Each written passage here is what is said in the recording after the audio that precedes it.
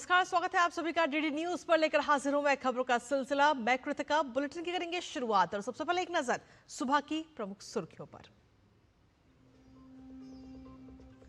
बांकीपुर, दतिया और मांझलपुर विधानसभा सीटों पर उपचुनाव के लिए कड़ी सुरक्षा व्यवस्था के बीच मतदान जारी। 3 अगस्त को आएंगे नतीजे।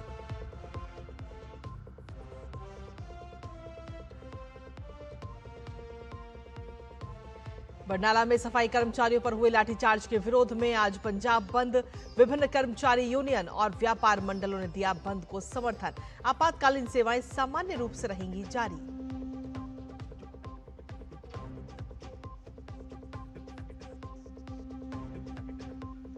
ओडिशा में बाढ़ की स्थिति गंभीर। 3 लोगों की मौत और 4 लाख से ज्यादा लोग प्रभावित। छत्तीसगढ़ में मूसलाधार बारिश से जनजीवन अस्त व्यस्त।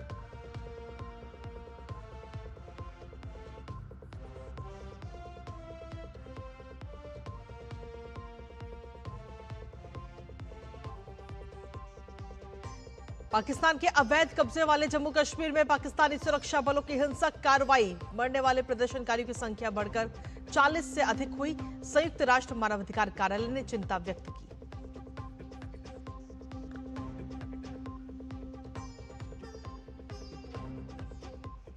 राष्ट्रमंडल खेलों में भारत ने पैरा एथलेटिक्स में रचा इतिहास। पुरुषों की 100 मीटर दौड़ में जीता स्वर्ण और रजत। मुरली श्रीशंकर ने भी लॉन्ग जंप में जीता रजत पदक।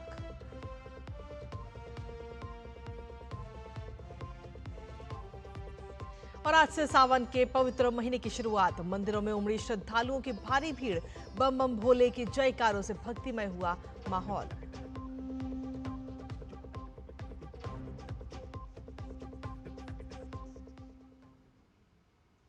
तो ये थी प्रमुख सुर्खियां और अब खबरों में बात विस्तार से।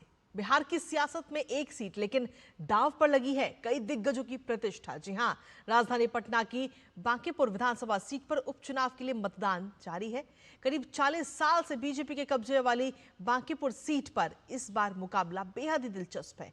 मुख्य मुकाबला भारतीय जनता पार्टी की नीरज सिन्हा, जन स्वराज के संस्थापक प्रशांत किशोर और राजद की रेखा कुमारी उर्फ रेखा गुप्ता के बीच है। भाजपा के राष्ट्रीय अध्यक्ष नितिन नवीन के इस्तीफे के बाद रिक्त हुई ये सीट पार्टी के लिए प्रतिष्ठा का विषय बनी हुई है। करीब 3,79,000 मतदाता 25 उम्मीदवारों की किस्मत का फैसला करेंगे। इसके लिए 422 मतदान केंद्र बनाए गए हैं, जहां निष्पक्ष और शांतिपूर्ण मतदान के लिए सुरक्षा के पुख्ता इंतजाम किए गए हैं। केंद्रीय पुलिस बल की 14 कंपनियों के साथ बिहार पुलिस और सैप के जवानों की तैनाती की गई है। इसके साथ ही हर बूथ की लाइव वेबकास्टिंग के जरिए निगरानी भी हो रही है। मतदान के बाद 3 अगस्त को मतगणना होगी। इसके साथ ही गुजरात की मांझलपुर विधानसभा सीट पर उपचुनाव के लिए भी वोटिंग चल रही है। इस सीट पर भारतीय जनता पार्टी के सतीश पटेल और कांग्रेस के प्रदेश उपाध्यक्ष एवं पूर्व राज्य मंत्री भीखाभाई रवारी के बीच सीधा मुकाबला है। विधानसभा क्षेत्र में 2,60,000 से ज्यादा मतदाता अपने मताधिकार का प्रयोग करेंगे। मतदान शांतिपूर्ण और निष्पक्ष ढंग से संपन्न कराने के लिए सुरक्षा के आवश्यक इंतजाम किए गए हैं।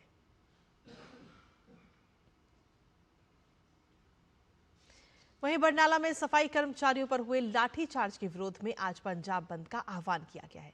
सफाई कर्मचारियों के अनिश्चितकालीन हड़ताल के बीच विभिन्न कर्मचारी यूनियनों, वाल्मीकि समाज और कई सामाजिक संगठनों ने बंद को सफल बनाने की अपील की है। यूनियन नेताओं ने राज्य भर के लोगों से शांतिपूर्ण ढंग से बंद का समर्थन करने की अपील की है। उन्होंने साफ किया कि बंद के दौरान आपातकालीन सेवाएं पहले की तरह जारी रहेंगी, ताकि आम लोगों को जरूरी सुविधाओं में किसी प्रकार की परेशानी ना हो। वाल्मीकि समाज के प्रतिनिधियों का कहना है कि बरनाला लाठीचार्ज की घटना से पूरे समाज में गहरा रोष है। इसी के चलते पूरे पंजाब में शांतिपूर्ण बंद का निर्णय लिया गया। उनका कहना है कि इस आंदोलन को संत समाज, संत मलकीत नाथ जी, डॉक्टर BR अंबेडकर भलाई मंच सहित कई सामाजिक एवं धार्मिक संगठनों का समर्थन प्राप्त है। वहीं कई व्यापार मंडलों ने भी पंजाब बंद को अपना समर्थन दिया है। संगठनों ने व्यापारियों, दुकानदारों, उद्योगपतियों और आम नागरिकों से यह अपील की है कि वो बंद का सहयोग करें और न्याय की मांग के समर्थन में एकजुटता दिखाएं। और चलिए खबरों में आगे बढ़ते हुए अब बात संसद के मॉनसून सत्र की करते हैं। दोनों सदन में आज अहम विधायी कार्य सूचीबद्ध है। जहां राज्यसभा की बात करें तो उच्च सदन में आज सूक्ष्म, लघु और मध्यम उद्यम विकास संशोधन विधेयक 2026 को सरकार पारित करवाने की कोशिश होगी। केंद्रीय एमएसएमई मंत्री जीतन राम मांझी द्वारा पेश किया गया ये बिल मूल रूप से बने एमएसएमई विकास अधिनियम 2006 में संशोधन करता है।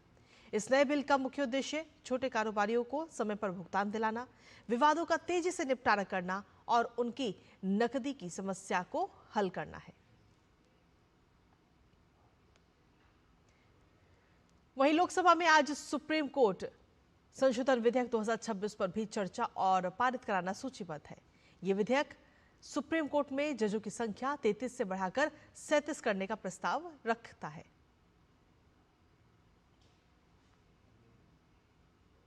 और दिन भर हंगामों के बीच लोकसभा में पेपर लीक से जुड़ा लोक परीक्षा अनुचित साधनों की रोकथाम संशोधन विधेयक 2026 बुधवार को ध्वनिमत से पास हो गया है। बिल पर मंगलवार को 9 घंटे चर्चा हुई। बुधवार को विपक्ष की तरफ से राहुल गांधी बिल पर 50 मिनट बोले, लेकिन इस दौरान राहुल गांधी के बयान पर काफी विवाद हो गया। साथ ही सत्ता पक्ष ने राहुल गांधी पर अहम बिल पर सुझाव देने के बजाय राजनीति करने का भी आरोप लगाया। इस रिपोर्ट के जरिए देखते हैं। क्या चाहिए? लोकसभा में हंगामे के बीच लोक परीक्षा अनुचित साधन निवारण संशोधन विधेयक सदन से पारित किया गया। बिल पर कई संशोधनों को खारिज करने के बाद लोकसभा से इसे पारित कर दिया गया। जो सदस्य इसके पक्ष में आ गए, जो सदस्य विरोध में ना गए, मेरे विचार में निर्णय हाँ वालों के पक्ष में प्रस्ताव स्वीकृत हुआ और विधेयक पारित हुआ। इससे पहले चर्चा का उत्तर देते हुए केंद्रीय मंत्री डॉक्टर जितेंद्र सिंह ने नेता विपक्ष के बयानों को लेकर आपत्ति जताई।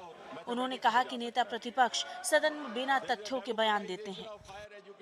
तथ्यों के बिना, सत्य के बिना गैर जिम्मेवारी से इस सदन में बात कह देना और फिर कह करके निकल जाना, यह किसी जिम्मेवार नेता और विशेषकर नेता प्रतिपक्ष का व्यवहार हो ही नहीं सकता।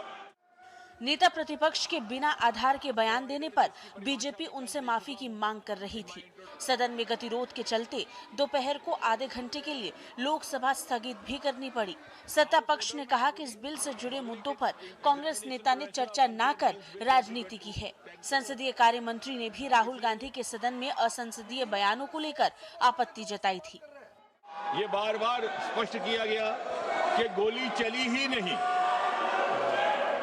अश्रु गैस, टीयर गैस का इस्तेमाल हुआ, लेकिन जब गोली चली ही नहीं तो आदेश देने का सवाल ही नहीं पैदा होता और आदेश देने का अधिकार मैजिस्ट्रेट के पास रहता है, मंत्री के पास नहीं। वो एक स्टूडेंट के नाम से ऐसा शब्द का इस्तेमाल कर रहे हैं, वो इस्तेमाल तो वही कर रहे हैं ना, राहुल गांधी जी ही कर रहे हैं। वो नाम ले रहा है स्टूडेंट का, स्टूडेंट का नाम नहीं बोल रहे हैं, लेकिन स्टूडेंट का नाम से इन्होंने जो शब्द यूज किया है वो अन पार्लियामेंट्री वर्ड है, और जो अन पार्लियामेंट्री वर्ड है उसका इस्तेमाल नहीं कर सकते हैं। दोपहर जब राहुल गांधी चर्चा में हिस्सा ले रहे थे, तब लोकसभा अध्यक्ष ने भी उन्हें विषय पर बोलने की नसीहत दी।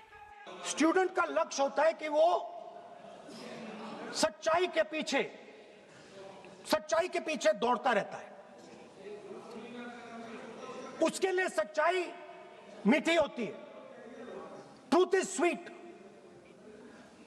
Like Gandhi ji said, the windows of his house are open to all winds.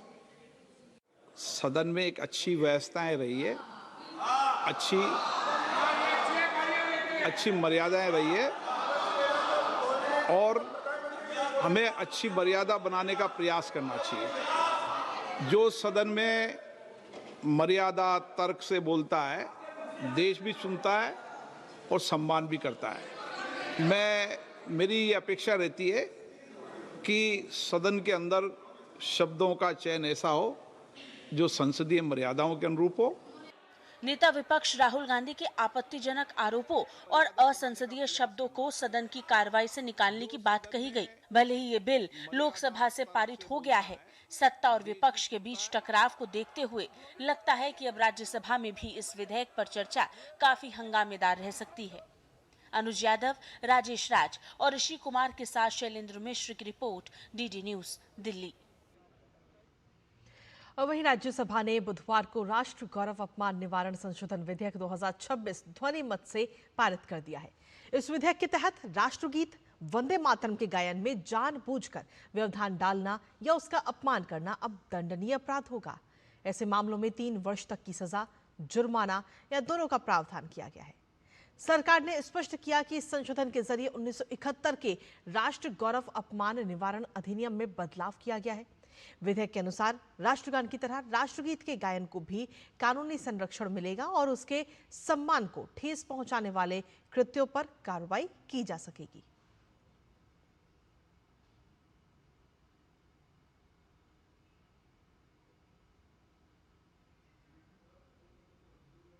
Bastar की समृद्ध जनजातीय संस्कृति और परंपराओं को आज राष्ट्रपति भवन में विशेष सम्मान मिलेगा। राष्ट्रपति द्रौपदी मुर्मू आज छत्तीसगढ़ के बस्तर से पहुंचे प्रतिनिधिमंडल से मुलाकात करेंगी। मुख्यमंत्री विष्णुदेव साय के नेतृत्व में बस्तर पंडुम के 100 विजेता और 125 माझी चालकी प्रतिनिधि राष्ट्रपति भवन पहुंचेंगे, जहां राष्ट्रपति उनके साथ भोजन भी करेंगी। इस प्रतिनिधिमंडल में परगना माझी, चालकी, समाज प्रमुख, जनजातीय युवा कलाकार, बस्तर पंडुम 2026 के विजेता और पद्मश्री सम्मानित हस्तियां शामिल हैं। ये मुलाकात बस्तर की लोक संस्कृति, रीति रिवाज और सामाजिक व्यवस्था को राष्ट्रीय स्तर पर पहचान दिलाने का अवसर मानी जा रही है। मुख्यमंत्री विष्णुदेव साय ने कहा कि ये केवल बस्तर नहीं बल्कि पूरे छत्तीसगढ़ की गौरवशाली जनजातीय विरासत का सम्मान है। वहीं उप मुख्यमंत्री विजय शर्मा ने कहा कि बदलता बस्तर अब शांति, विकास, शिक्षा, पर्यटन और सांस्कृतिक चेतना की नई पहचान बना रहा है। और खबरों में आगे बढ़ते हुए बात अब ओडिशा की करते हैं, जहां लगातार हो रही भारी बारिश और नदियों के बढ़ते जलस्तर ने कई जिलों में बाढ़ की गंभीर स्थिति पैदा कर दी है।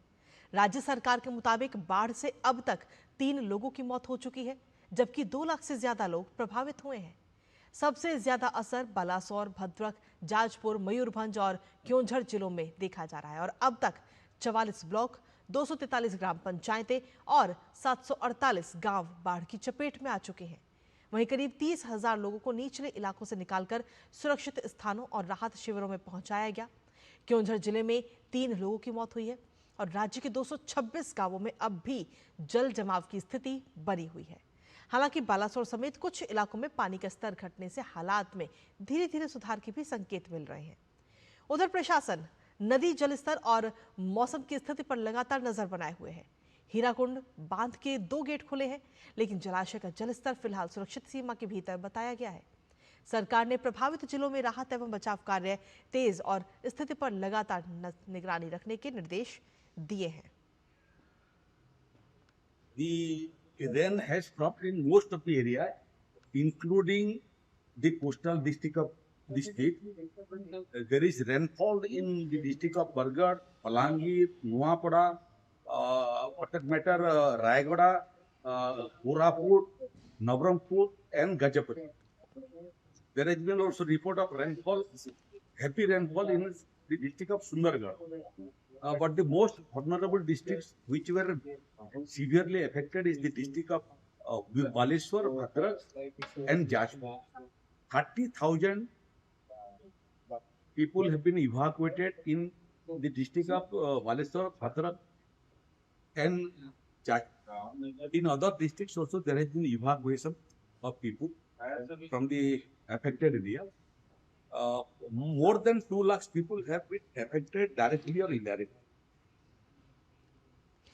और खबरों का सिलसिला लगातार जारी, लेकिन इसी बीच वक्त एक छोटे से ब्रेक का है। आप बने रहिए हमारे साथ। हिंग देना वो वाली MDH की सुपर हींग। जिन्होंने यूज किया है वो जानते हैं असली हींग का स्वाद। MDH सुपर हींग, शुद्धता का असली तड़का। असली मसाले सच सच MDH। बाबा केदार के दर्शन के बाद मेरे मुंह से अनायास निकला था कि इस शताब्दी का तीसरा दशक उत्तराखंड का दशक होगा। विकास, विरासत और सांस्कृतिक संरक्षण के मजबूत संकल्प के साथ डबल इंजन की सरकार ने उत्तराखंड को प्रगति की न सिर्फ नई पहचान दी है, बल्कि तय किया है युवा सोच, आधुनिक परिवेश, नवाचार और अनंत उपलब्धियों का सफर। प्रधानमंत्री नरेंद्र मोदी के मार्गदर्शन और मुख्यमंत्री पुष्कर सिंह धामी के कुशल नेतृत्व में सरकार ने उन संभावनाओं पर जोर दिया है जो सुखद भविष्य की नींव तैयार कर रही है।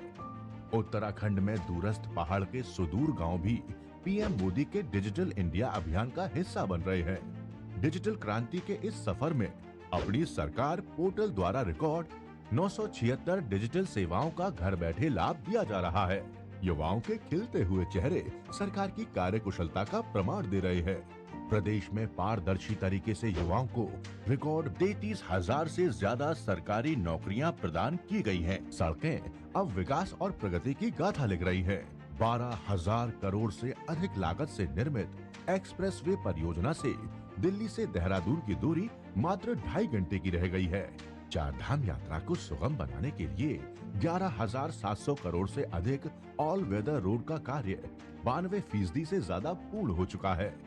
भारतमाला परियोजना के तहत टनकपुर से पिथौरागढ़ NH 125 का निर्माण कार्य पूरा हो चुका है। ऋषिकेश कर्णप्रयाग रेलवे लाइन निर्माण का कार्य 70% से ज्यादा पूरा हो गया है। डबल इंजन सरकार के अथक प्रयास से संवर रहा है उत्तराखंड, आगे बढ़ रहा है उत्तराखंड। और ब्रेक के बाद एक बार फिर से स्वागत है आप सभी का। खबरों में आगे बढ़ते हैं। बिहार के औरंगाबाद जिले की एक महिला ने संघर्ष को अपनी ताकत बनाकर न सिर्फ खुद को आत्मनिर्भर बनाया, बल्कि कई अन्य महिलाओं को भी रोजगार का रास्ता दिखाया है। टाटा ट्रस्ट और भारत सरकार से पोषित प्राण संस्था के सहयोग से शुरू की गई उनकी नर्सरी आज पर्यावरण संरक्षण और महिला सशक्तिकरण का एक सफल उदाहरण पेश कर रही है। आइए आपको दिखाते हैं। बिहार के औरंगाबाद जिले के राजा बिघा गांव की रहने वाली सरिता देवी ने संघर्ष और मेहनत के दम पर अपनी जिंदगी को नई दिशा दी है। पति के असामयिक निधन के बाद परिवार की जिम्मेदारी उनके कंधों पर आ गई, लेकिन उन्होंने हार मानने के बजाय आत्मनिर्भर बनने का संकल्प लिया। इसी दौरान भारत सरकार और टाटा ट्रस्ट से पोषित प्राण संस्था ने उन्हें नर्सरी व्यवसाय का प्रशिक्षण और तकनीकी मार्गदर्शन दिया। इसके बाद सरिता देवी ने नर्सरी की शुरुआत की, जो आज उनकी पहचान और आजीविका का मजबूत आधार बन चुकी है। मेरे हस्बैंड का मतलब इच्छा था कि नर्सरी हम करें, तो वहीं पर मतलब थोड़ा सहयोग मिला प्राण संस्था से मतलब बताया कि ठीक है इस तरह से कीजिए।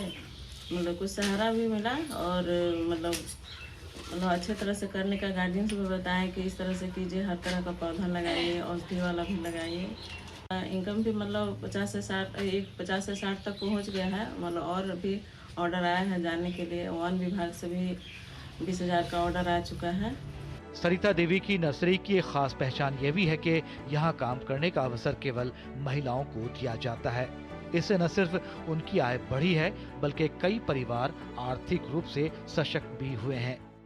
हाँ, इस रोजगार में मतलब हम अकेले नहीं हैं, मेरे घर के परिवार भी हैं और उसके अलावा गांव के जो हम लोग CIG ग्रुप के महिला बने हैं, उसमें से 10 महिला मेरे साथ काम करती हैं और उन लोग का रोजगार एक तरह से रोजगार मिल गया है। उन लोग का भी घर का स्थिति धीरे धीरे ठीक ही हो रहा है और इसमें जुड़े हुए लोग सब खुश हैं। यहाँ पर एक दीदी हैं, नर्सरी भी यहाँ पर किया है। बहुत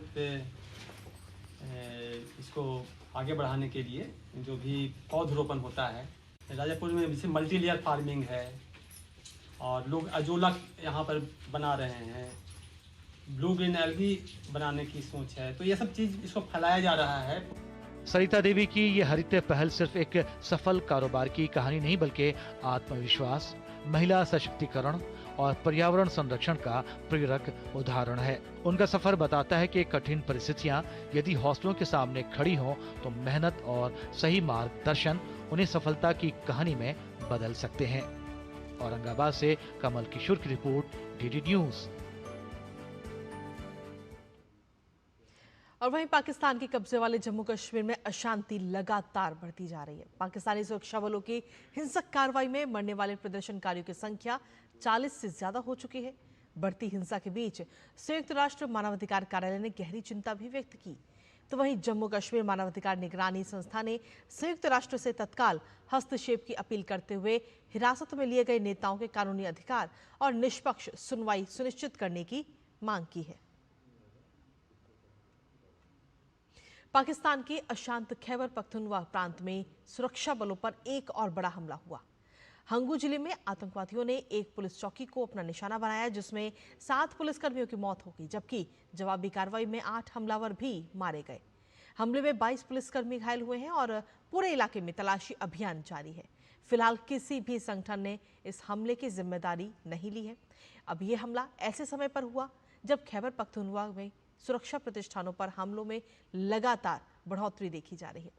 कुछ दिन पहले टैंक जिले में विस्फोटकों से लदे वाहन के जरिए एक सुरक्षा चौकी पर भी हमला किया गया था, जिसमें सैनिकों, पुलिसकर्मियों और सरकारी कर्मचारियों समेत 15 लोगों की मौत हो गई थी।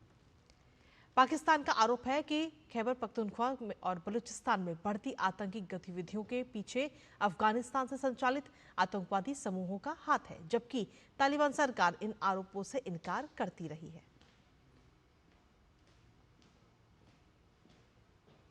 जॉर्डन में अमेरिकी सैन्य ठिकाने पर ईरानी मिसाइल हमले की कोशिश में के एक दिन बाद अमेरिका ने जवाबी कार्रवाई करते हुए ईरान के कई सैन्य ठिकानों पर हवाई हमले किए। अमेरिकी सेंट्रल कमांड ने इसे शक्तिशाली जवाब बताया और कहा कि ये कार्रवाई मध्य पूर्व में तैनात अमेरिकी सैनिकों की सुरक्षा के लिए की गई है। अमेरिका का दावा है कि ईरान की ओर से दागी गई सभी मिसाइलों को पहले ही इंटरसेप्ट कर लिया गया था।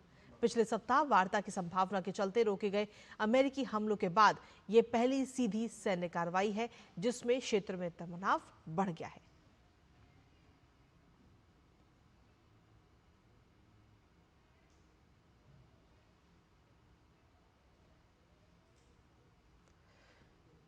वहीं अमेरिकी हमलों के बीच राष्ट्रपति डोनाल्ड ट्रंप ने ईरान को सख्त चेतावनी देते हुए कहा कि अमेरिकी ठिकानों पर किसी भी हमले का करारा जवाब दिया जाएगा। ट्रंप ने कहा कि अमेरिका अपने सैनिकों और रणनीतिक हितों की रक्षा के लिए हर जरूरी कदम उठाएगा।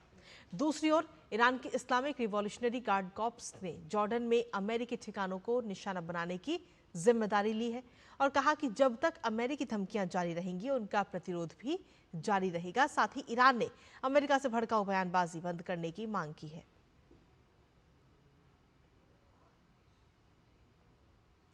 सैन्य टकराव के साथ आर्थिक मोर्चे पर भी अमेरिका ने ईरान पर दबाव बढ़ा दिया है। अमेरिकी वित्त मंत्रालय ने हॉर्मुज स्ट्रेट से गुजरने वाले जहाजों के बीमा और शुल्क वसूली से जुड़ी 2 कंपनियों पर नए प्रतिबंध लगाए हैं। अमेरिका का आरोप है कि ये कंपनियां IRGC के लिए राजस्व जुटा रही थीं और डिजिटल भुगतान के जरिए प्रतिबंधों से बचने में मदद कर रही थीं। इसके अलावा ईरानी तेल ढोने वाले कई शिपिंग नेटवर्क और तथाकथित शेडो फ्लीट को भी निशाने पर लिया गया है। हॉर्मुज स्ट्रेट को लेकर बढ़ता तनाव वैश्विक ऊर्जा आपूर्ति और समुद्री व्यापार के लिए नई चिंता बनता जा रहा है। और चलिए अब बात करते हैं खेलों की, जहां राष्ट्रमंडल खेलों में भारत का शानदार प्रदर्शन जारी है। पुरुषों की T47 100 मीटर दौड़ में भारत ने स्वर्ण और रजत दोनों पदक जीत लिए हैं। दिलीप महादू गावित ने इस 10.71 सेकंड का समय लेकर नया रिकॉर्ड बनाया है और स्वर्ण पदक अपने नाम किया। तो वहीं मोहम्मद वासिल ने 10.83 सेकंड के समय के साथ रजत पदक जीता। इससे पहले मुरली श्रीशंकर ने पुरुषों की लंबी कूद में रजत पदक जीतकर भारत का खाता खोला और इसके साथ ही वो राष्ट्रमंडल खेल में लंबी कूद में 2 पदक जीतने वाले भारत के पहले खिलाड़ी भी बन गए हैं। 1 स्वर्ण और 2 रजत पदक मिलने के बाद भारत के कुल पदकों की संख्या 15 हो गई है। भारत के खाते में अब 3 स्वर्ण, 9 रजत और 3 कांस्य पदक हैं। पदक तालिका में भारत 8वें स्थान पर पहुंच गया है। भारत के लिए अब तक 3 स्वर्ण पदक मीराबाई चानू, शर्मिला ठाकर और दिलीप महादू गावित ने जीते हैं। सावन के पावन महीने की आज से शुरुआत हो चुकी है और पहले दिन देश भर के मंदिरों में सुबह से ही श्रद्धालुओं की भारी भीड़ उमड़ रही है। विभिन्न राज्यों में प्रशासन ने श्रद्धालुओं की सुविधा, सुरक्षा और सुचारू दर्शन के लिए विशेष प्रबंध किए हैं। पूरे वातावरण में भक्ति और उत्साह का माहौल देखने को मिल रहा है।